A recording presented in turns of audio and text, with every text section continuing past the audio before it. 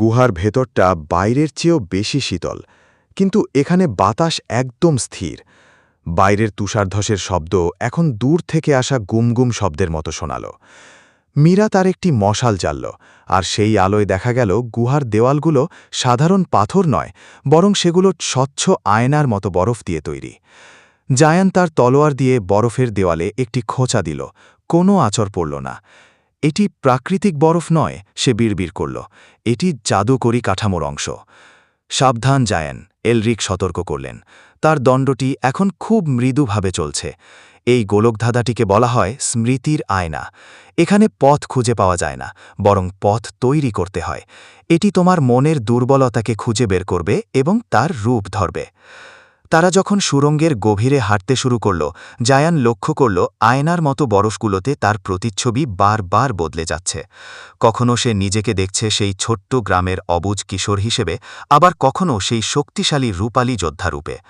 হঠাৎ সুড়ঙ্গটি ৩টি ভাগে বিভক্ত হয়ে গেল। মাঝখানের পথে একজন নারী দাঁড়িয়ে আছেন, সাদা পোশাক, শান্ত চোখ। তিনি আর কেউ নন, রানী এলেনা।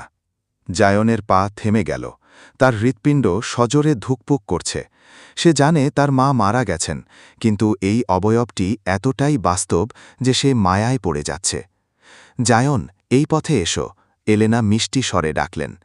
এখানে কোনো লড়াই নেই, কোনো শত্রু নেই, আমি তোমার জন্য অপেক্ষা করছি। মীরা আর কাইও থমকে দাঁড়াল, তাদের চোখেও অদ্ভুত ঘোর।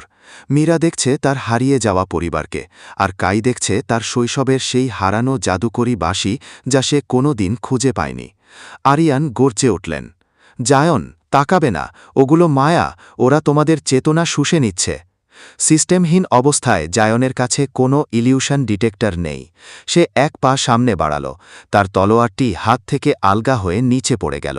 সে তার মায়ের হাতের দিকে হাত বাড়াল।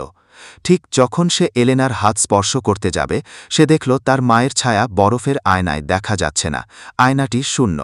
জায়নের মনে পড়ল এলরিকের কথা, এটি তোমার মনের দুর্বলতাকে ধরবে। জায়ন তার চোখ বন্ধ করল। সে তার ভেতরের সেই শূন্যতাকে অনুভব করল। জাদু হারানোর পর সে যে যন্ত্রণা আর হীনমন্যতায় ভুগছিল, এই মায়াটি ঠিক সেখানেই আঘাত করেছে।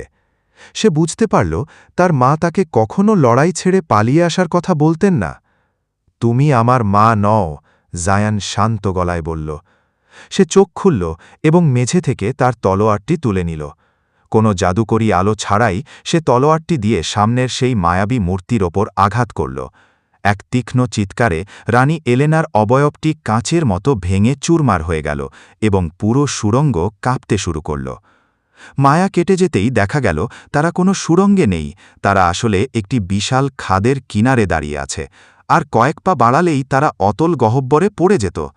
ধন্যবাদ জায়ন, কাই কপালে হাত দিয়ে বসে পড়ল। সে ঘামছে, আমি তো প্রায় চলেই যাচ্ছিলাম। খাদের ওপারে দেখা গেল ক্যাসপার দাঁড়িয়ে আছে, তার মুখে সেই কুৎসিত হাসি। বেশ বেশ, মায়া কাটিয়েছ ভালো কথা, কিন্তু এখন সামনে আসবে ডার্ক গিল্ডের আসল প্রহরী, দ্য ফ্রস্ট ড্র্যাগন। খাদের নিচ থেকে এক বিশাল গর্জন শোনা গেল। বরফ চিরে বেরিয়ে এলো এক নীলচে সাদা ড্র্যাগন, যার শরীর বরফের স্ফটিক দিয়ে তৈরি।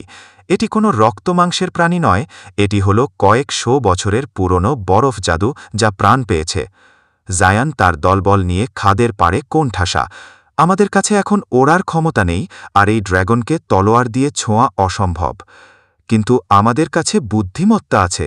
জায়ান ওপরের দিকে তাকাল। গুহার ছাদ থেকে বিশাল বিশাল বরফের স্ট্যালাকটাইটস ঝুলে আছে। কাই, মীরা, তোমরা ড্র্যাগনটিকে বিভ্রান্ত করো। আমি ওকে সরাসরি আক্রমণ করব না, আমি পুরো গুহাটিকেই ওর ওপর ভেঙে ফেলব। লড়াইটি এখন আর ক্ষমতার নয়, এটি এখন টাইমিং আর সাহসের। জায়ন কি পারবে জাদুহীন অবস্থায় এই বরফের দানবকে পরাজিত করতে?